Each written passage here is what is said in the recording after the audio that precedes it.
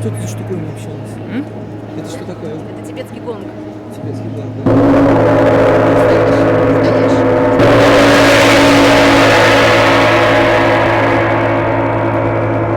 То есть откуда вы его принесли? Из Непала. Из Непала, из Катманду.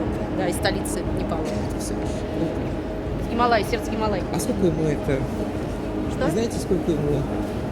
Он на самом деле новодел. Его сделали только в этом году, но есть и старинные гонги. Они долго используются, потому что они железные, металлические. Ему хоть 100, хоть 200 лет ничего не случится. Поэтому это очень интересный музыкальный инструмент, на самом деле. Спасибо. И вам.